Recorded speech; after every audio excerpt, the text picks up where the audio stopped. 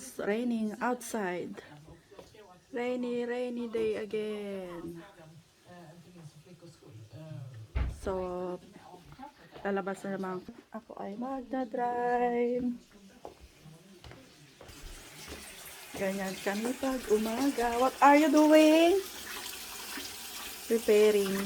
Yeah, this takes for a long time.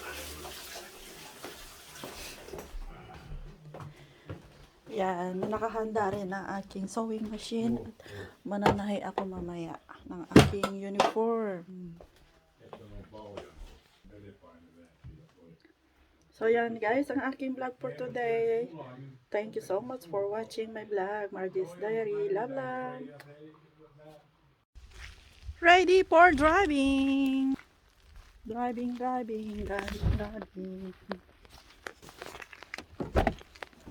Hello, darling. So, let's go driving. So guys, mag-iisa tayo ngayon ng cabbage. Simple. Yan lang. No need meat. Partner natin sa beef. So, lagyan natin ng olive oil.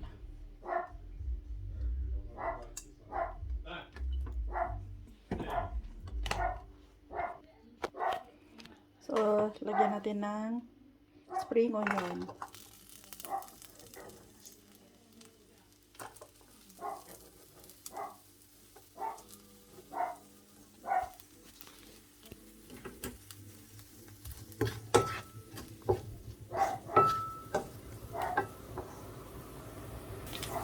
So, yan guys, simpleng gisa lang ng cabbage. Yan. Kailangan ng complicated na paggisa. Yan lang, para partner po natin sa beef o kahit anong fried meat.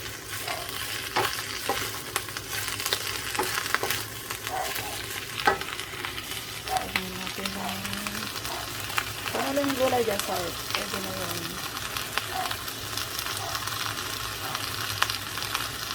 Yan, huwag natin yung overcook. Kasi pwede naman salad din yan. Fresh.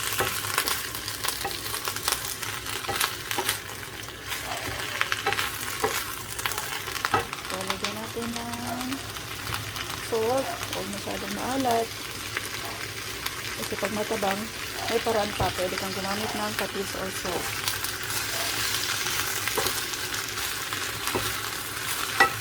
Yan natin siya ng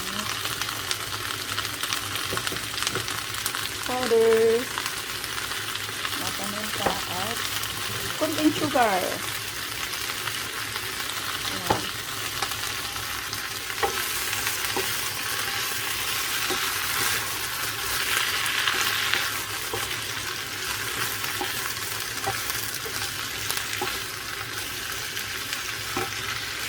Lagyan din natin siya guys ng pampalasa. Yan, vegetable ano din yan.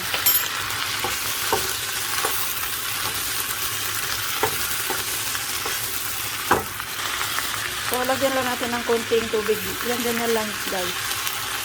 Hindi kailangan ng maraming tubig. Yan, para lang siya ay malata.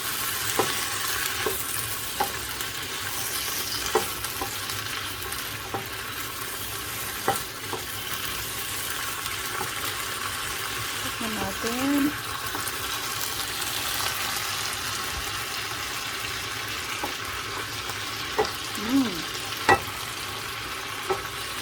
Ayos na ang lasa. Lagyan natin konting salt. Konting naman.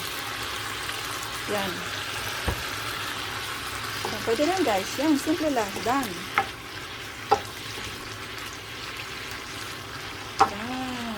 Yan guys. Medyo crispy pa siya. Hindi masarap ang gulay pagka yung overcook. So, yan. That's it for lunch, guys. This is the beef and the cabbage. So, honey, enjoy your lunch. Thank you. So, also, this jalapeno, pang-appetizer. That one. So, kain na tayo, guys. Pitatan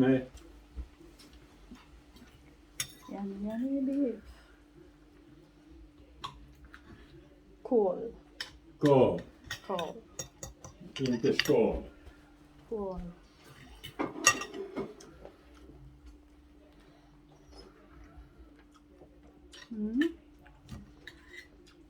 Jaha.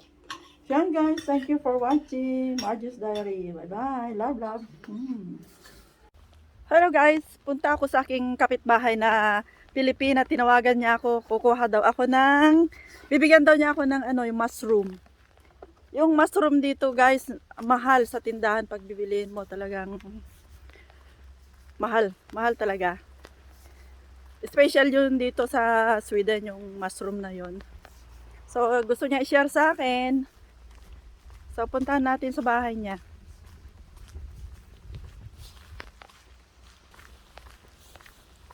Si Ate Lorena, tiga ano siya, tiga Davao, Pilipina, dito rin. Diyan sa apartment niyan siya nakatira.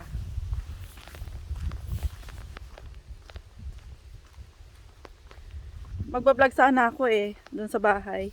Tumawag siya. So, today, me and my husband going outside to drive. Driving lessons ako ngayon. Weekend. So, may pagkakataon ako na mag-practice. Yan ang bahay nila guys. Yun yung bike ni Kuya Liv. Magbabike na naman si Kuya. Okay guys.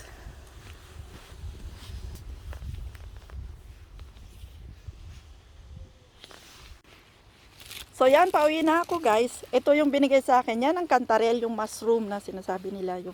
Ang tawag dito is cantarell sa Swedish. Ayan.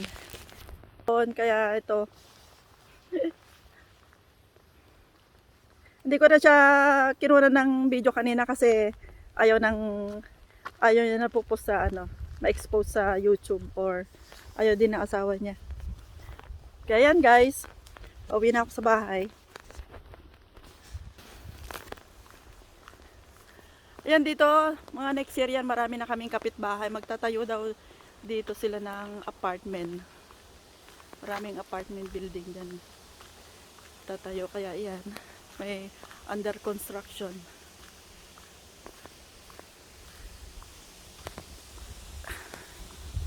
Yan na sa amin.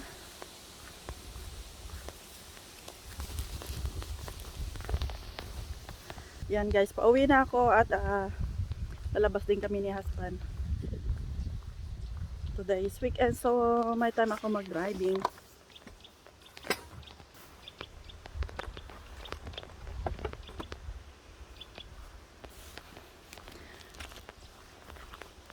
Nabulok yung mga dahlia ko sa sobrang lakas ng ulan.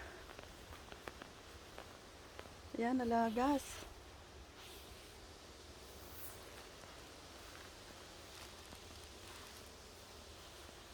Na-dry na. Napabayaan ko kasi sa work. Yan ating dahlia. Pamasin niyo yan guys. Nilagay ko yan kasi pag alam nyo pag maaraw nagre-reflect. Ang ganda ng kulay, parang rainbow. Guys.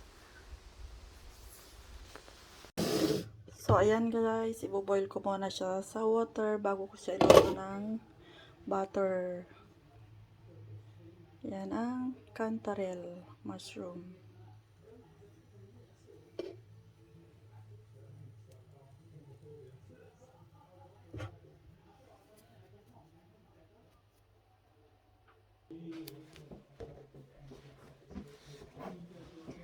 So yan guys, dito na ako sa bahay.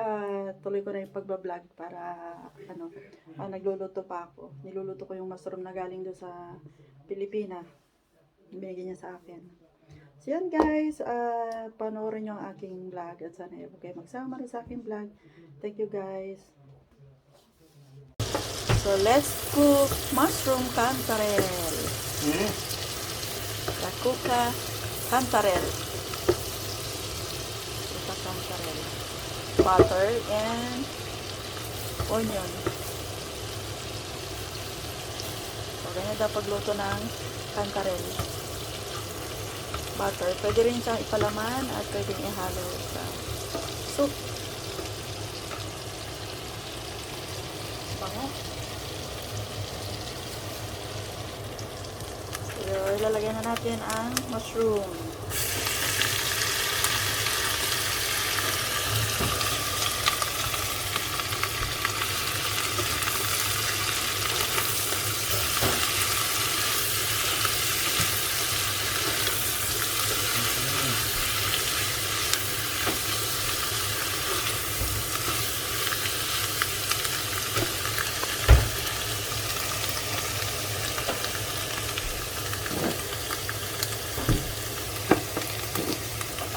Citron.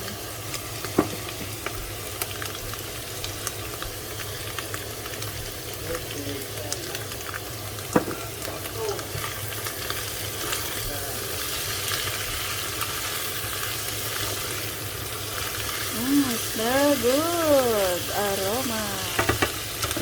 More citron.